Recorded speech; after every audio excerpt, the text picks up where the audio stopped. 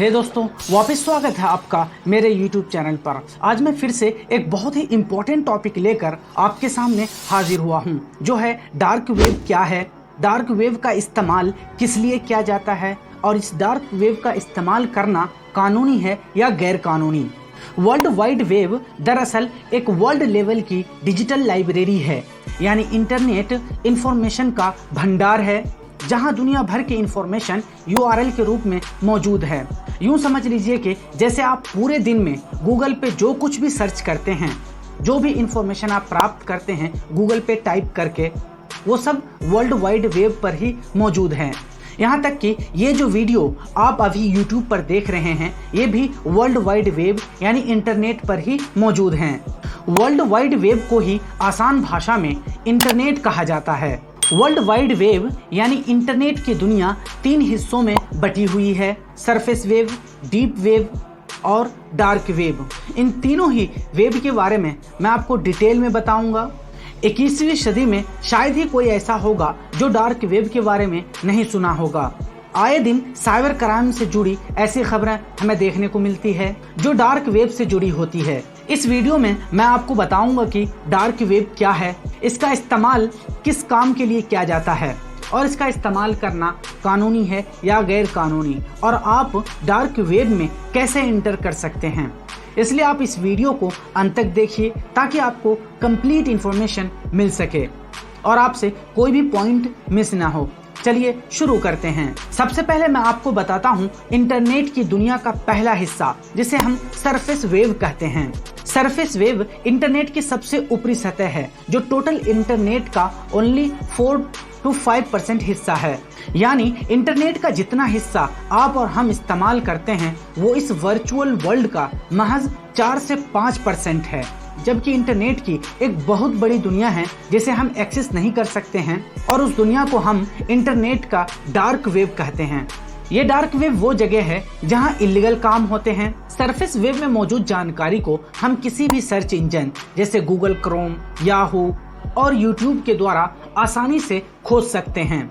हम जो भी जानकारी किसी भी सर्च इंजन पर लेने जाते हैं, चाहे गूगल क्रोम हो या ओपेरा हो या फिर याहू हो, जहां हम जो जानकारी हम एक्सेस करते हैं वो सारे सरफेस वेब में हैं, और ये सरफेस वेब पूरे इंटरनेट की दुनिया का सिर्फ 4 से 5% हिस्सा ही है। बाकी 96% हिस्सा जो आम पब्लिक के लिए अवेलेबल नहीं है, वो या तो पासवर्ड प्रोटेक्टेड है या फिर दूसरे ब्राउज़र से हम उसे एक्सेस कर सकते हैं, और उसके लिए एक बहुत लंबा प्रोसेस है।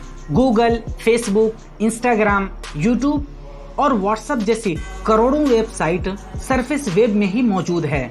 अगर आसान भाषा में मैं आपको समझाऊं तो जो भी जानकारी आपको गूगल या यूट्यूब पर आसानी से मिल जाती है, आप कुछ भी अपने लिए जो सर्च करते हैं वो जानकारी आपको इजीली अवेलेबल हो जाती है, तो वो इंटरनेट की पहली दुनिया या इंटरनेट की जो सबसे ऊपरी सतह है सरफेस वेब, उसमें मौजूद है।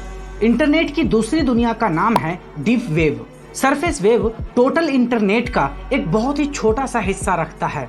असल में इंटरनेट का 96% भाग छुपा हुआ होता है, जो पब्लिकली अवेलेबल नहीं होता हर किसी के लिए, कि वो गूगल क्रोम पे जाए या यूट्यूब पे जाए या किसी भी सर्च इंजन पे जाए, सर्च करे और उसे वो जानकारी या फिर वो कंटेंट मिल जाएगा। ये सिर्फ सरफेस वेब में होता है। इसका परसेंटेज ओनली 4 to 5% है, जबकि इंटरनेट का 96% भाग छुपा हुआ है आम लोगों से।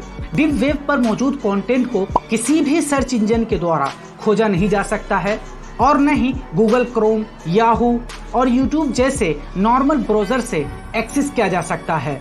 इसे हम इंटरनेट की दूसरी दुनिया डीप वेब के नाम से जानते हैं, और इस पे मौजूद कंटेंट को एक्सेस करने के लिए हमें पासवर्ड की ज़रूरत होती है। जिस तरह आप नेट बैंकिंग का इस्तेमाल करते हैं या फिर आप अपने ईमेल को लॉगिन करते हैं, तो वही इंसान ईमेल या नेट बैंकिंग लॉगिन कर सकता है जिसके पास एक यूज़र नेम और पासवर्ड होता है। यानी इस पर मौजूद जो कंटेंट है वो पब्लिकली अवेलेबल नहीं है, और जो ईमेल और नेट बैंकिंग है वो डीप वेब में मौजूद है, जो इंटरनेट की दूसरी दुनिया है। जिस तरह अमेजन प्राइम, हॉटस्टार और नेटफ्लिक्स है, जिसमें कंटेंट तो मौजूद है लेकिन वो आम लोगों के लिए अवेलेबल नहीं है। उसके लिए आपको सब्सक्रिप्शन लेना पड़ेगा और आपको एक पासवर्ड सेट करना पड़ेगा और आपको यूज़र नेम मिलेगा, तभी आप जाके नेटफ्लिक्स और अमेज़न प्राइम के कंटेंट को कंज्यूम कर सकते हैं। इसका मतलब है कि ये जो कंटेंट है ये डीप वेब में मौजूद है और ये पासवर्ड प्रोटेक्टेड है। ये आम लोगों के लिए अवेलेबल नहीं है कि जो भी चाहे वो एक्सेस कर सकता है। जबकि सरफेस वेब में, जो इंटरनेट की पहली दुनिया है, उसमें नॉर्मल ब्राउज़र के द्वारा आप अपनी पसंद की इंफॉर्मेशन पा सकते हैं। डीप वेब का ज़्यादातर हिस्सा लीगल एक्टिविटीज़ के लिए इस्तेमाल होता है। इसमें सब्सक्रिप्शन बेस्ड और password protected data, government documents और सरकार के फाइनेंस और डिफेंस मिनिस्ट्री के डॉक्यूमेंट्स, सुरक्षा एजेंसियों के दस्तावेज, बैंक के फाइनेंशियल डिटेल और मेडिकल साइंस के रिसर्च पेपर्स से जुड़े दस्तावेज और इसी तरह के सीक्रेट डॉक्यूमेंट डीप वेब पर ही रखा जाता है। जैसा कि हमने आपको पहले बताया था कि डीप वेब एक पासवर्ड प्रोटेक्टेड कंटेंट है। यह सरफेस वेब की तरह नहीं है कि कोई भी इंसान उस कंटेंट को कंज्यूम कर सकता, उसे देख सकता है, क्योंकि ये बहुत ही सेंसिटिव डॉक्यूमेंट्स होते हैं। सरकार के जितने भी डॉक्यूमेंट्स होते हैं सीक्रेट वाले, सुरक्षा एजेंसियों के कई सारे डॉक्यूमेंट होते हैं, वो सब पब्लिकली अवेलेबल नहीं कराते सरफेस वेब पर। वो अपने इस डॉक्यूमेंट को डीप वेब पर रखते हैं ताकि जब भी जरूरत हो वो इंसान या वही एजेंसी अपने उस डॉक्यूमेंट को देख सकते हैं। कोई आम पब्लिक के लिए वो डॉक्यूमेंट अवेलेबल नहीं होता है। इस तरह आप ये भी सोच रहे होंगे कि इतना महत्वपूर्ण डाटा को डीप वेब पर क्यों रखा जाता है। तो इसकी एक खास वजह है कि यहाँ गजब की प्राइवेसी और सिक्योरिटी मिलती है। यही कारण है कि दुनिया भर की सरकारें और एजेंसियां अपने सीक्रेट डॉक्यूमेंट को डीप वेब पर ही रखती हैं। आपको बता दूं कि डीप वेब को एक्सेस करना इल्लीगल नहीं होता है। इस तरह हम कह सकते हैं कि ऐसे जो भी डाटा है जो या तो पासवर्ड प्रोटेक्टेड है या वो सब्सक्रिप्शन लेने के बाद ही हमारे लिए अवेलेबल है, जैसे नेटफ्लिक्स है या अमेज़न प्राइम है या आपका नेट बैंकिंग है। जब आपका पासवर्ड या यूजर नेम है तभी आपका नेट बैंकिंग आपसे ओपन होगा। चलिए अब मैं आपको इंटरनेट के तीसरे हिस्से, जिसे हम डार्क वेब के नाम से जानते हैं और जिसका डिस्कशन मैं इस वीडियो में करने वाला हूं, और हमारा टॉपिक भी डार्क वेब पर ही है। लेकिन अभी तक जितने भी मैंने आपको जो समझाया वो इस टॉपिक पर आने के लिए ज़रूरी था, ताकि आपको इंटरनेट की एक बेसिक समझ आ जाए।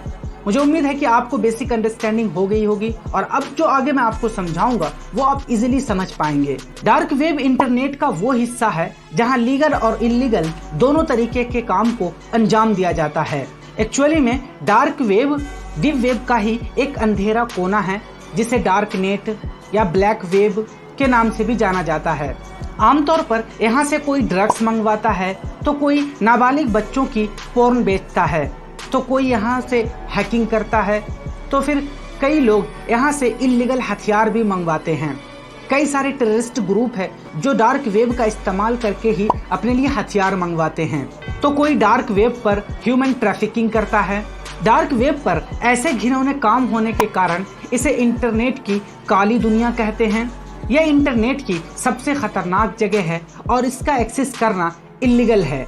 डार्क वेब पर क्रोम, सफारी और ओपेरा जैसे नॉर्मल ब्राउज़र के द्वारा नहीं पहुंचा जा सकता है, क्योंकि इन ब्राउज़र के द्वारा डार्क वेब पर मौजूद वेबसाइटों को इंडेक्स नहीं किया जाता है। डार्क वेब की दुनिया में इंटर करने के लिए एक स्पेशल सॉफ्टवेयर की जरूरत पड़ती है, जिसे TOR ब्राउज़र कहते हैं। TOR ब्राउज़र का फुल फॉर्म है द ओनियन राउटर। यह सॉफ्टवेयर यूजर की पर्सनल डिटेल और लोकेशन को सीक्रेट रखता है, और इस डार्क वेब की खास बात यही है कि इसमें पर्सनल जानकारी बिल्कुल सीक्रेट होती है। इस वजह से यूजर्स को मौका मिल जाता है गलत काम को अंजाम देने के लिए। Dark web onion routing technology पर काम करती है। ये यूजर्स को ट्रैकिंग और सर्विलांस से बचाती है और यूजर्स की गोपनीयता बनाए रखने के लिए सैकड़ों जगह रूट और रीरूट करती है। आसान भाषा में कहा जाए तो प्याज की परतों की तरह डार्क वेब की भी कई परत होते हैं, जहां यूजर्स की जानकारी इनक्रिप्टेड होती है। मैं आपको बता दूं कि यहाँ पर वर्चुअल करेंसी जैसे बिटकॉइन आदि का इस्तेमाल होता है, इसलिए यहाँ पर ट्रांजैक्शन को ट्रैक करना इम्पॉसिबल हो जाता है। जैसे कोई आतंकवादी ग्रुप है, उसने यहाँ से हथियार खरीदे और उन्होंने बिटकॉइन में पे किया, तो इस तरीके से सिक्योरिटी एजेंसी के लिए यह इम्पॉसिबल सा हो जाता है कि वो ट्रेस करे ट्रांजैक्शन किसने किया था और हथियार कहाँ डिलीवर किया गया। इसलिए आज तक दुनिया में अभी भी आतंकवाद पर पूरी तरह कंट्रोल नहीं किया गया है और साइबर क्राइम दिनों दिन बढ़ते ही जा रहे हैं। चलिए अब मैं आपको बताता हूं कि डार्क वेब का इस्तेमाल करना लीगल है या इल्लीगल। डार्क वेब का इस्तेमाल करना तब तक इल्लीगल नहीं है जब तक आप कोई इल्लीगल काम को अंजाम नहीं दे रहे हों। मैं आपको बता दूं कि TOR सॉफ्टवेयर यानी द ओनियन राउटर सॉफ्टवेयर का इस्तेमाल अमेरिकी डिफेंस डिपार्टमेंट, मीडिया ऑर्गेनाइजेशन और विसल ब्लोअर आदि के द्वारा किया जाता है। यानी डार्क वेब का इस्तेमाल कभी कभी अच्छे कामों के लिए भी होता है, लेकिन पिछले कुछ सालों में इलीगल एक्टिविटीज को अंजाम देने के लिए डार्क वेब का इस्तेमाल जोरों से होने लगा है, क्योंकि यहाँ सिक्योरिटी और प्राइवेसी की वजह से यूजर्स का पकड़ा जाना बहुत मुश्किल होता है।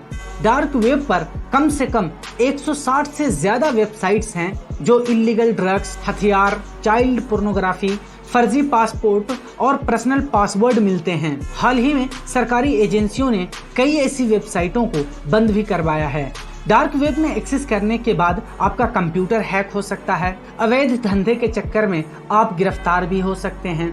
इसलिए डार्क वेब का इस्तेमाल करने से आपको बचना चाहिए, क्योंकि इस दुनिया में इंटर करना और बाहर निकलना खतरे से खाली नहीं है।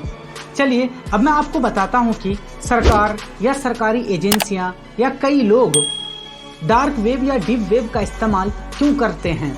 इसके इस्तेमाल करने के कई कारण हैं और जो सबसे महत्वपूर्ण कारण है वो है प्राइवेसी यानी गोपनीयता। सरफेस वेब पर हम जो कुछ भी करते हैं वो सब ट्रैक होता है। हमारी सारी ऑनलाइन एक्टिविटीज़ का रिकॉर्ड होता है। हमने कौन कौन सी वेबसाइट पे विजिट किया, हमने क्या क्या सर्च किया, हम जो कुछ भी इंटरनेट पर करते हैं वो हमारे अलावा और दूसरे लोगों को भी पता होता है। लेकिन डीप वेब में ऐसा नहीं होता। यहाँ यूजर की ऑनलाइन एक्टिविटीज का रिकॉर्ड नहीं रखा जाता है, इसलिए लोग प्राइवेसी के खातिर डीप वेब का इस्तेमाल करते हैं। जनरली आप अगर मोबाइल फोन में कुछ सर्च करते हैं तो वो आपकी हिस्ट्री में आ जाती है कि आपने किस डेट में क्या क्या चीज सर्च किया था। इसलिए लोग अपने प्राइवेसी के खातिर डीप वेब को प्रेफर करते हैं और वो सरफेस वेब से ज्यादा डीप वेब पर भरोसा करते हैं। डीप वेब या डार्क वेब इस्तेमाल करने का दूसरा रीजन है एनोनिमिटी यानी गुमनामी। सरफेस वेब जब आप इस्तेमाल करते हैं तो आप रियल आइडेंटिटी सबको पता होता है, यानी कि आप जिस भी वेबसाइट पर विजिट करते हैं उसको पता होता है कि आप कौन हैं, आप कहां से इस्तेमाल कर रहे हैं इंटरनेट। लेकिन डीप वेब में ऐसा नहीं होता है। डीप वेब में यूजर्स हमेशा एनोनिमस होता है यानी गुमनाम होता है, उसकी कोई रियल आइडेंटिटी नहीं बताया जाता, इसलिए वो जो कुछ भी करना चाहे वो आराम से कर सकता है। इसी का फायदा उठाकर कई सारे लोग इल्लीगल एक्टिविटीज में शामिल हो जाते हैं, क्योंकि उसकी आइडेंटिटी तो छिपी होती है। इसलिए सरकारी एजेंसियां सरकार के लिए मुश्किल हो जाता है अपराधी को पकड़ना। गुमनामी का ही सहारा लेकर कई सारे आतंकवादी अपने लिए हथियार मंगवाते हैं और वो बिटकॉइन में ट्रांजैक्शंस करते हैं डार्क वेब में, इसलिए वो पकड़े नहीं जाते। डीप वेब या डार्क वेब इस्तेमाल करने का तीसरा रीजन है सिक्योरिटी यानी सुरक्षा। बड़ी बड़ी कंपनियां, ऑर्गेनाइजेशंस और सरकारी एजेंसियों को इस बात का हमेशा डर रहता है कि उसका सीक्रेट डाटा कहीं चोरी ना हो जाए, इसलिए ये अपनी डाटा की सुरक्षा के लिए डीप वेब का सहारा लेते हैं। क्योंकि डीप वेब पर फुल इनक्रिप्शंस की फैसिलिटी मिलती है, यानी आप कोई डॉक्यूमेंट्स डीप वेब में रखते हैं तो आपको ही पता है कि वो डॉक्यूमेंट में क्या लिखा हुआ है। फुल्ली इनक्रिप्टेड होती है वो डॉक्यूमेंट। साथ ही यहाँ यूजर आइडेंटिटी और ऑनलाइन एक्टिविटीज को भी ट्रैक नहीं किया जाता, इसलिए यहाँ पर डाटा पूरी तरह सिक्योर रहता है। इस तरह हम कह सकते हैं कि 21वीं सेंचुरी में जिस तरह इंटरनेट हमारी जिंदगी का एक हिस्सा बन चुका है और ये शुरू से ही अच्छे कामों के लिए इस्तेमाल होता था, लेकिन पिछले कुछ दशकों से इंटरनेट का इस्तेमाल इलीगल एक्टिविटीज के लिए होने लगा है और साइबर क्राइम के मामले आए दिन हमारे सामने आते रहते हैं। और उसमें से एक डार्क वेब है जिस पर तो ऐसे ऐसे घिनौने काम हो रहे हैं जिसे हम सोच भी नहीं सकते हैं। इसलिए सरकारी एजेंसियां नजर रखती है और उन्होंने कई वेबसाइटों को बंद भी करवाया है। जिस तरह हर चीज की दो पहलू होते हैं, अच्छे और बुरे। अगर आप डीप वेब या डार्क वेब का इस्तेमाल अपनी सुरक्षा और प्राइवेसी के लिए करते हैं तो ये लीगल है, लेकिन जैसे ही आप इन इंटरनेट के इस हिस्से का इस्तेमाल आप इलीगल एक्टिविटीज़ के लिए करते हैं तो ये गैर कानूनी है और आपके पकड़े जाने पर आप जेल भी जा सकते हैं। हे दोस्तों, मुझे उम्मीद है कि अभी तक जो भी मैंने आपको जानकारी दी है वो आपको समझ में आ गया होगा, और अगर फिर भी आपका कोई सवाल है इस टॉपिक से रिलेटेड तो आप कमेंट बॉक्स में ज़रूर पूछ सकते हैं। मैं अपने इस यूट्यूब चैनल पर history, geography, science and technology, environment and ecology और जेंडर इश्यूज से रिलेटेड वीडियोस बनाता रहता हूं। अगर आप इन टॉपिक से रिलेटेड वीडियोस देखने में ज़रा सा भी इंटरेस्टेड हैं तो आप मेरे इस चैनल के प्लेलिस्ट को ज़रूर चेक कर सकते हैं, जहां मैंने आपके साथ फ्री में बहुत सारे वैल्यूएबल इंफॉर्मेशन शेयर किया है। अगर आपको ये वीडियो अच्छी लगी है तो please like, share and subscribe ज़रूर कीजिएगा।